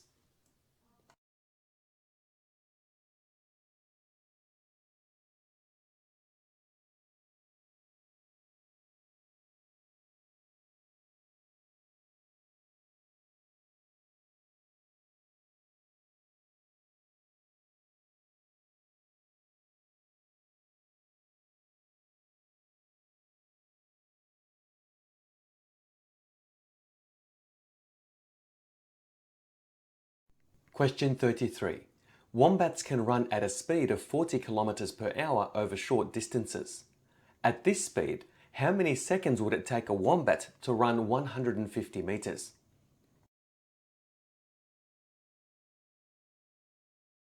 Start by converting the speed from kilometers per hour into meters per second, and that's simple enough to do. 40 kilometers is equivalent to 40,000 meters, and 1 hour is equivalent to 3,600 seconds. So the speed of 40 kilometers per hour can be written as 40,000 meters per 3,600 seconds. Now we need to simplify this rate because we want the speed in meters per 1 second, not per 3,600 seconds. All we need to do is to divide both terms of this rate by 3,600, and we get 11 1/9 of a meter per second. That means in 1 second, a wombat will run 11 and 1/9 of a meter. Now the question is asking us how many seconds it takes for the wombat to run 150 meters. And we can use the unitary method to work that out. 1 divided by 11 and 1/9 gives us the number of seconds it takes for the wombat to run 1 meter. And if we multiply that by 150, that gives us the number of seconds it takes for the wombat to run 150 meters. And we get 27 over 2 or 13.5 seconds. Alternatively, we can divide 150 by 11 and 1/9, and that gives us the number of times 11 and 1/9 goes into 150, because every 11 and 1/9 that's equivalent to 1 second. Therefore, a wombat will take 13.5 seconds to run 150 meters.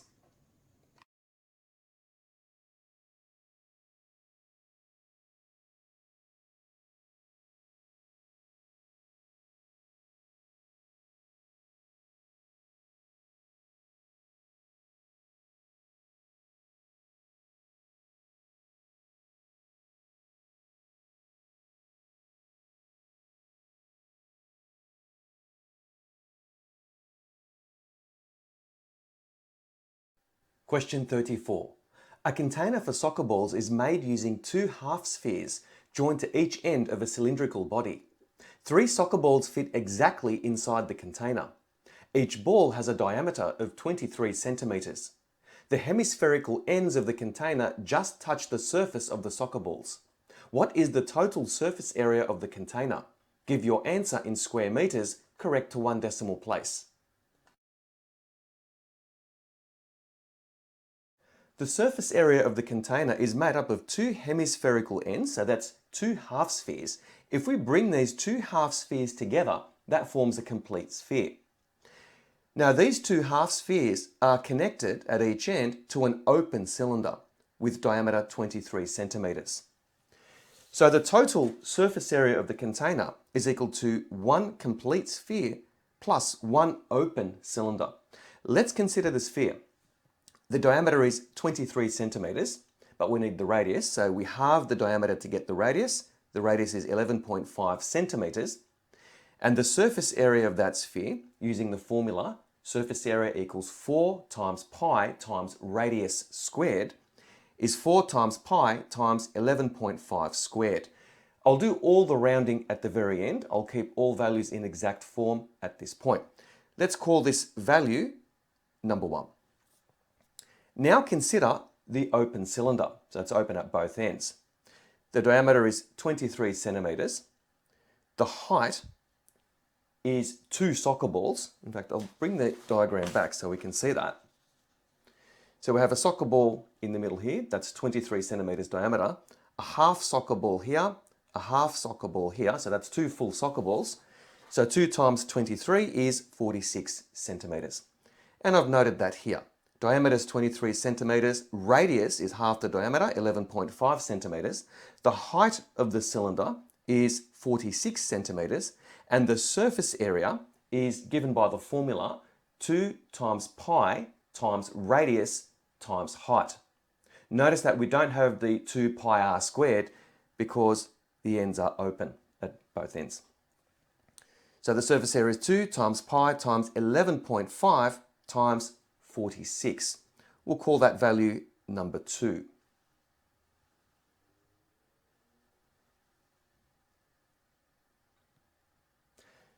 So the total surface area is value number 1 plus value number 2. So that's 4 times pi times 11.5 squared plus 2 times pi times 11.5 times 46.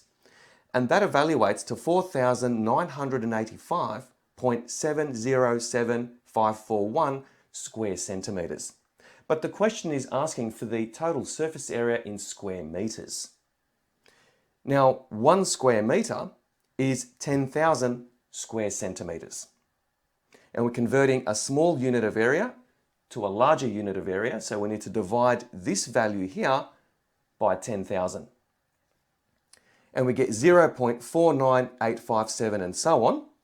Rounding this value to 1 decimal place, we get the total surface area of the container is 0.5 square meters, correct to 1 decimal place.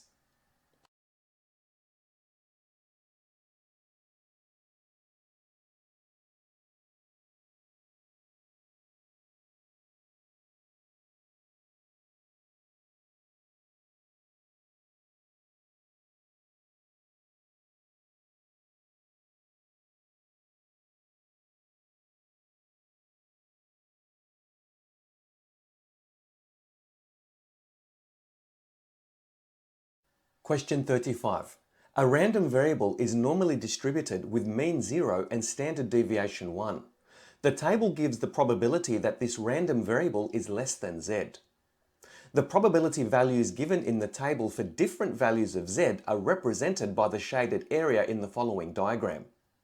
The scores in a university examination with a large number of candidates are normally distributed with mean 58 and standard deviation 15.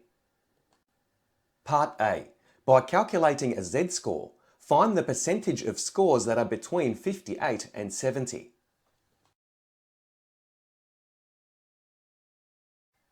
The raw score of 58 corresponds to the mean, hence its z-score is 0.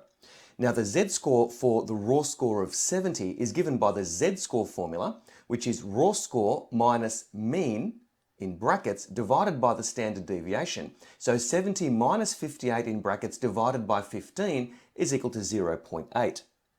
Now we want the percentage of scores that lie between a z-score of 0 and a z-score of 0.8.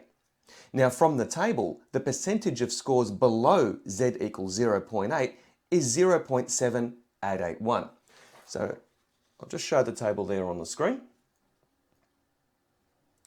So we have a z-score here of 0.8, and from the table, z equals 0.8 corresponds to 0.7881.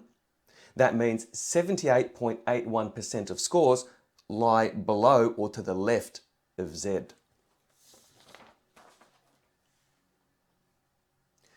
But we want the percentage of scores that lie between z equals 0 and z equals 0.8. Just put the diagram back up on the screen. So we want the percentage of scores that lie between 0 and 0.8. Now we know from the characteristics of the standard normal distribution, half the scores lie to the left of 0, or a z-score of 0. So 0.7881, so that's this whole shaded area, if we take away 0.5, we get the percentage of scores that we want. So the percentage of scores between z equals 0 and z equals 0.8 is given by 0.7881 minus 0.5, and that equals 0.2881, or 28.81%. Part B. Explain why the percentage of scores between 46 and 70 is twice your answer to Part A. The z-score for the raw score of 46 is given by 46 minus 58 in brackets divided by 15, which equals negative 0.8. So we're just using the z-score formula that we used in Part A. Since the normal distribution or the normal curve is symmetrical about z equals 0, then the percentage of scores from z equals negative 0.8 to z equals 0.8 is twice the percentage of scores from z equals 0 to z equals 0.8. If we have a look at the normal curve, if that was z equals 0.8, then z equals negative 0.8 would be roughly here. And this area here from z equals negative 0.8 to z equals 0.8 would be twice the area from z equals 0 to z equals 0.8.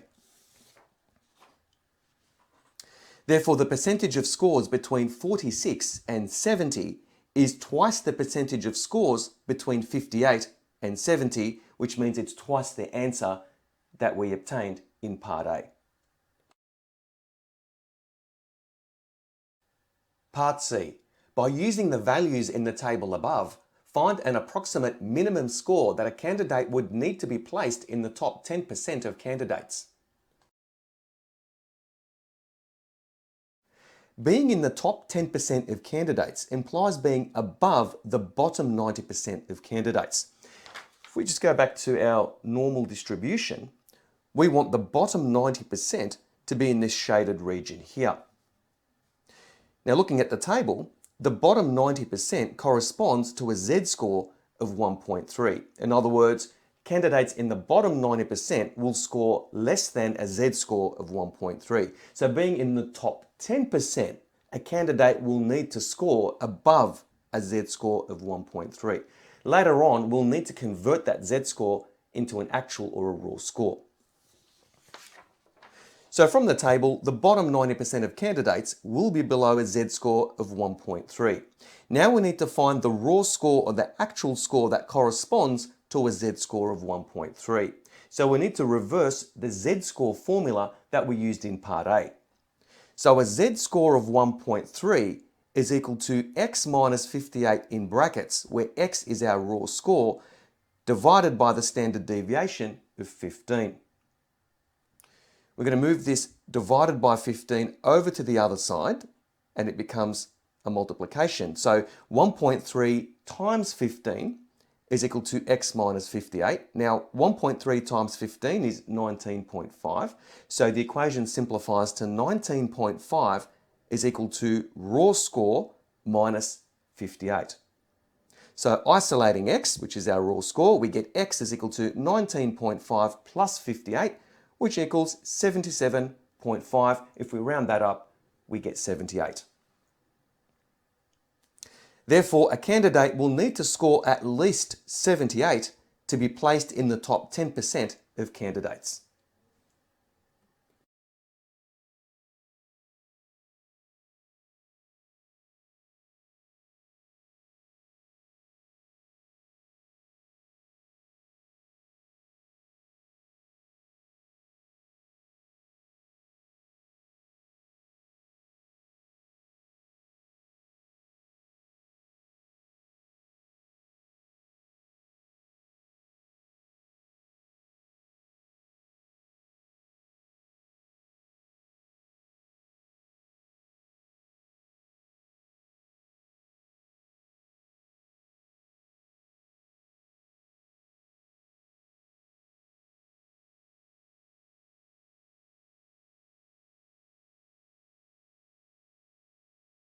Question 36. The diagram shows two vertical flagpoles, BE and CD, set on sloping ground. Part A. What is the height of the flagpole BE correct to one decimal place?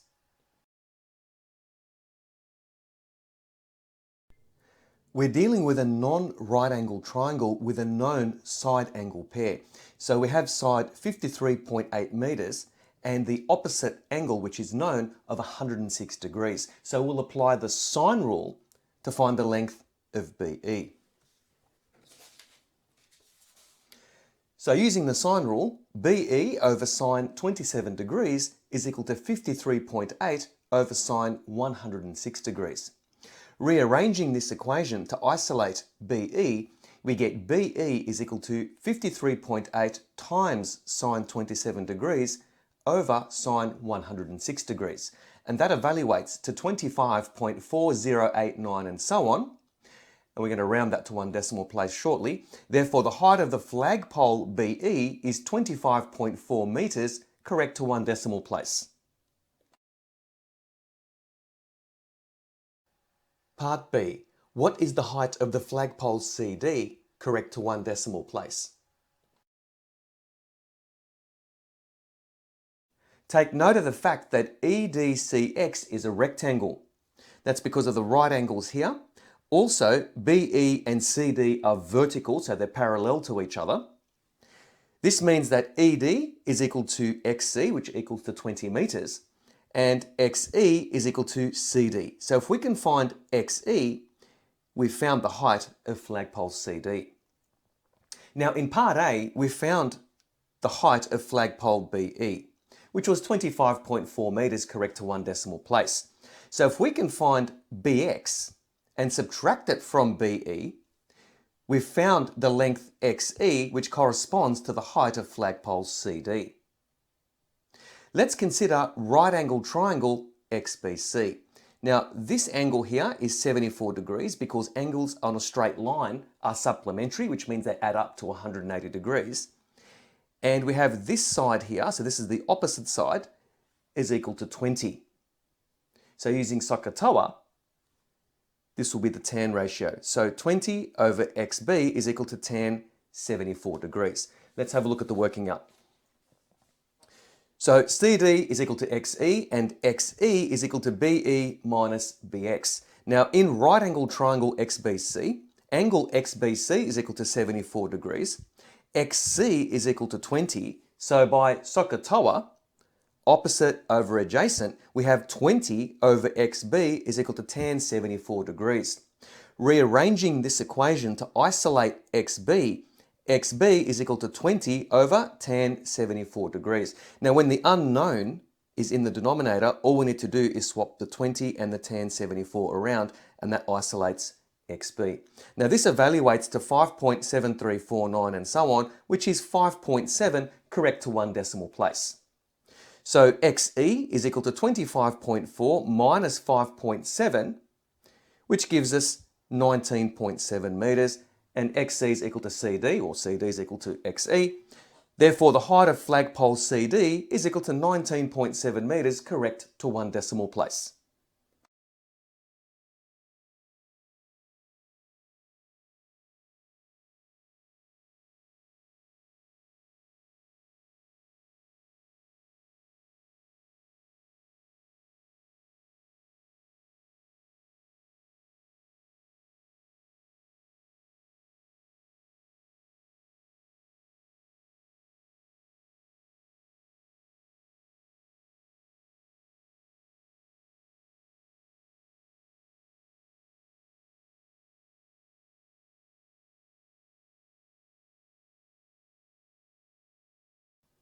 Question 37.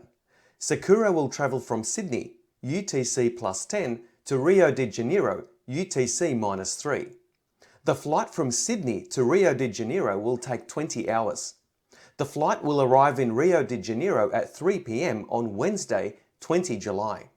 On what day and at what time will Sakura leave Sydney?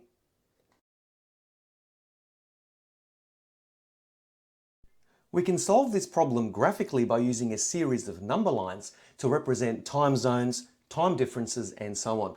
This will make calculating time differences a little easier because we have a visual reference. Now, Rio de Janeiro is minus 3 UTC, so it's to the west of the prime meridian. Sydney is plus 10 UTC, so it's to the east of the prime meridian. Now, Sydney is ahead of Rio de Janeiro, and the difference between plus 10 and minus 3 is 13. So Sydney is ahead of Rio de Janeiro by 13 hours. Now it's given that the flight lands in Rio de Janeiro on Wednesday, 20 July at 3 p.m. I want to work out from an observer in Sydney, what time does the flight land in Rio de Janeiro, Sydney local time? So fast forwarding 13 hours from this point here, from 3 p.m. to 12 a.m., we have 9 hours. So from 12 a.m. to 4 a.m., that's another 4 hours. 9 hours plus 4 hours is 13 hours. So to an observer in Sydney, the flight lands in Rio de Janeiro on Thursday, 21 July at 4 a.m. Now we know that the flight took 20 hours. So I want to rewind 20 hours from 21 July, 4 a.m. Or in other words, Thursday, 21 July, 4 a.m. minus 20 hours. And I want to work out what day that is, what the date is, and what time that is. And we can use another number line for that and work backwards. So from 4 a.m., Thursday, 21 July in Sydney, going back 4 hours, that takes us to midnight or 12 a.m. Going backwards again, another 12 hours, we're now Wednesday, 20 July, and here we are at midday, 12 p.m. Going back another 4 hours, that takes us to 8 a.m. Wednesday, 20 July. Just to make sure we got this right, minus 4, minus 12, minus 4 is minus 20. Therefore, the flight took off from Sydney at 8 a.m. on Wednesday, 20 July.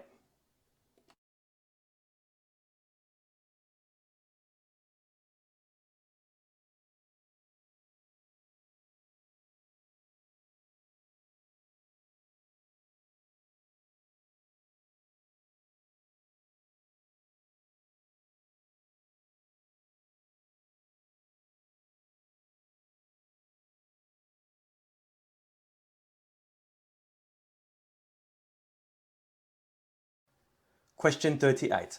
A cake is constructed using a cylinder and a cone-shaped top. The cylinder has diameter 30 centimeters and height 6 centimeters. The ratio of the volume of the cylinder to the volume of the cone-shaped top is 5:1. The cake is to be cut into equal slices with volume 212 cubic centimeters. How many equal slices can be cut from the cake?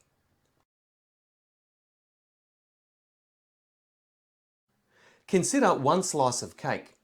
We know that the volume of this slice is 212 cubic centimeters. We also know that the ratio of the volume of the cylindrical base to the cone-shaped top is 5:1. That means the volume of the cylindrical base is 5 times the volume of the cone-shaped top. And I've noted that here. So what I want to work out is the volume of the cylindrical base of the slice. Then work out the volume of the cylinder base of the entire cake, divide one by the other, and that gives us the number of equal slices that can be cut from this cake. So going back to our slice of cake, 212 divided by 6. Now 6 is the sum of the terms of the ratio, 5:1. 5 plus 1 is 6. So using the unitary method here to get the value of one part, dividing that by 6, multiplying it by 5 gives us the volume of the cylindrical base of the slice. I'll just go back to the diagram. So that means the volume of the base here, the cylinder part, is 176 2/3 cubic centimeters. Let's consider the cylindrical base of the whole cake. Now it has a diameter of 30 centimeters and a height of 6 centimeters. But to work out the volume, we need the radius. So we need to halve 30 centimeters, which means the radius is 15 centimeters. And using the formula, volume of cylinder equals pi times r squared times h, where the radius r is 15 and the height h is 6, we get v is equal to pi times 15 squared times 6, which equals 1,350 pi in exact form, which is approximately 4,241.150082 cubic centimeters. Now the number of equal slices is given by 4,241.150082 or 1,350 pi divided by 176 2/3 or 2/3, and that gives us 24.0065 and so on slices. So we can round that to the nearest slice or to the nearest whole number.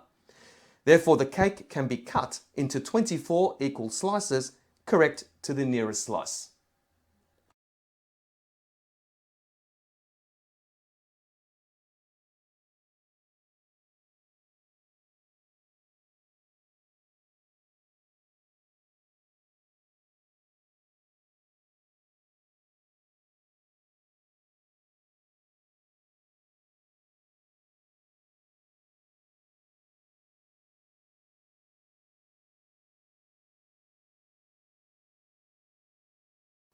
Question 39. A project involving 9 activities is shown in the network diagram. The duration of each activity is not yet known. The following table gives the earliest start time, EST, and the latest start time, LST, for 3 of the activities. All times are in hours. Part A. What is the critical path?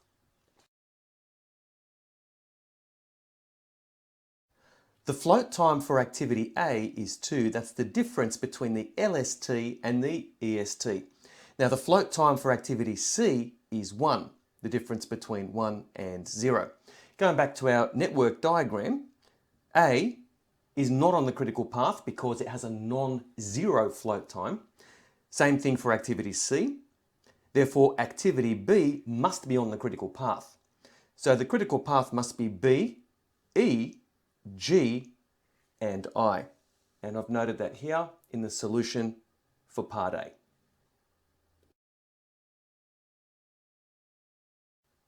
Part B.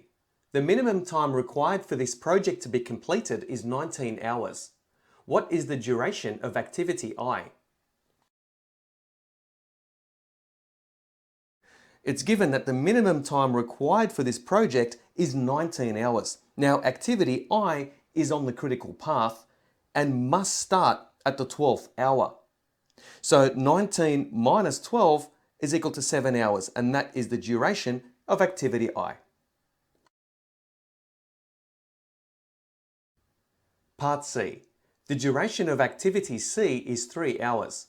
What is the maximum amount of time that could occur between the start of activity F and the end of activity H? The project takes 19 hours from start to finish. The duration for activity I is 7 hours, and that was worked out in part B, and it's given that the duration of activity C is 3 hours. So 19 hours minus 7 hours minus 3 hours is equal to 9 hours. So there could be 9 hours from the start of activity F to the end of activity H. However, activity C has 1 hour of float time. That means activity C could start an hour later. So we have to take another hour off the 9 hours that we just worked out to give us a maximum time of 8 hours from the start of activity F to the end of activity H. And I've noted that here in the solution for part C.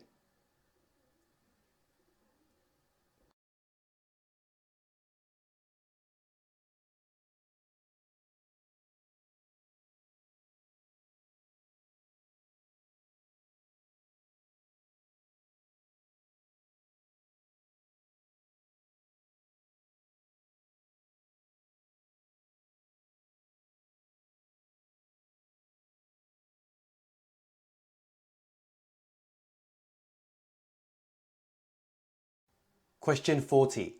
A compass radial survey is shown. Given that AC is a straight line, find the bearing of C from O, correct to the nearest degree. The strategy is to find the bearing of A from O, and noting that AC is a straight line, the bearing of C from O is 180 degrees greater than the bearing of A from O. So once we have this bearing here, just adding 180 degrees to it will give us the bearing of C from O. So now to find the bearing of A from O, and in order to do that, we need to find angle AOD in this non-right angled triangle here. Now we know all three sides, 38 meters, 42 meters, 67.5 meters. So we can use the cosine rule and then solve it for angle AOD.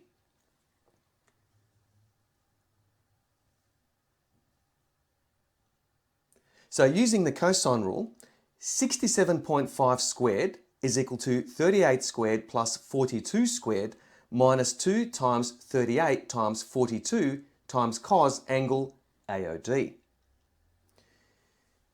Now I'm going to evaluate these squares here, this one, and this one. So 67.5 squared minus 38 squared minus 42 squared gives us 1,348.25. So what I've done is I've moved the 38 squared and the 42 squared over to the left-hand side and turned them into negatives.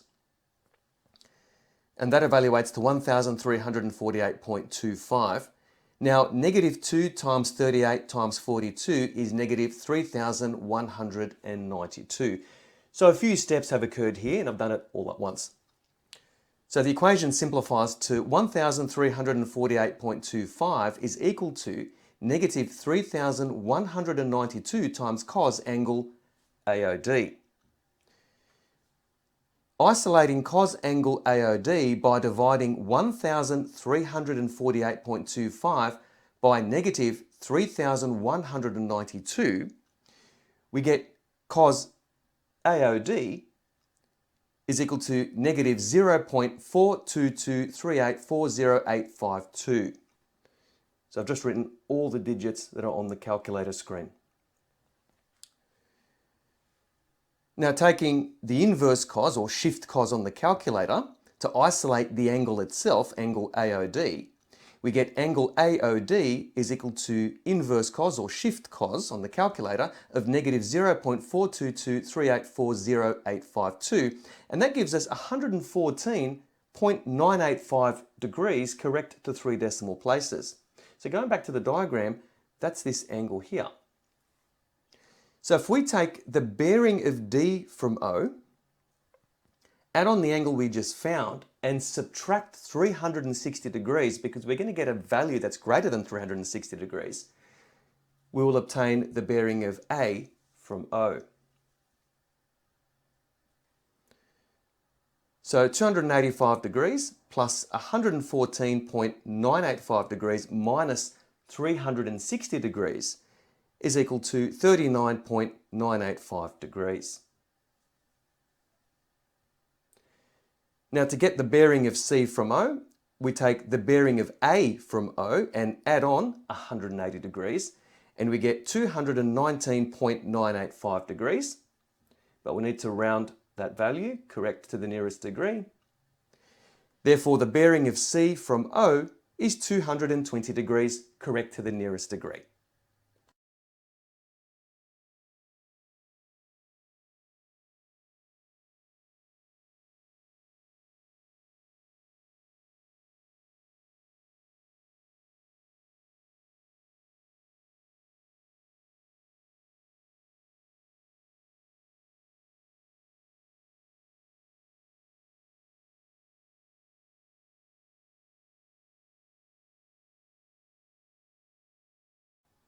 Question 41.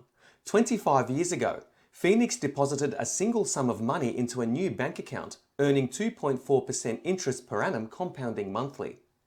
Present value interest factors for an annuity of $1 for various interest rates, R, and numbers of periods, N, are given in the table. Phoenix made the following withdrawals from this account. $2,000 at the end of each month for the first 15 years, starting at the end of the first month, and $1,200 at the end of each month for the next 10 years, starting at the end of the 181st month after the account was opened. Calculate the minimum sum that Phoenix could have deposited in order to make these withdrawals. One way to solve this problem is to assume Phoenix made 2 withdrawals in the first 180 months, that is a withdrawal of $1,200 per month, plus an extra $800 per month. And that gives us the $2,000 per month in the first 180 months, and that's equivalent to the first 15 years. Now from the 181st month onwards, Phoenix is only withdrawing $1,200 per month at the end of each month. So from the 181st month right through to the 300th month. So I've written that as 2 separate points. Phoenix withdrew $1,200 per month over 300 months, and Phoenix withdrew an extra $800 per month in the first 180 months. And we're going to treat this as 2 separate problems. So let's find the present value for the withdrawal of $1,200 per month over the entire 300 months. So going back to our table of interest factors, we want this column here, and we get that by taking the interest rate per annum, 2.4%, and dividing that by 12 because it's being compounded monthly, and we get 0.002. So we need to refer to this column here. And we want the present value for an annuity, we treat withdrawals as an annuity, over 300 months, so the interest factor is 225.430. So the present value is $1,200 per month, and we multiply that by 225.430, and we get $270,516. And I've labelled that with a letter A. Now, in the first 180 months, Phoenix is withdrawing an extra $800. And that's where we get the $2,000 from. $1,200 per month plus an extra $800 per month gives us $2,000 per month at the end of each month. So to find the present value for $800 per month over the first 180 months, going back to our table, we need this row here, and the interest factor is 151.036. So the present value is $800 multiplied by 151.036, and we get $120,828.80. And I've labelled that with a letter B. So to get the total present value, we take value A, add that to value B, and we get $391,344.80. And that's what Phoenix would have had to have deposited as a minimum to make those withdrawals.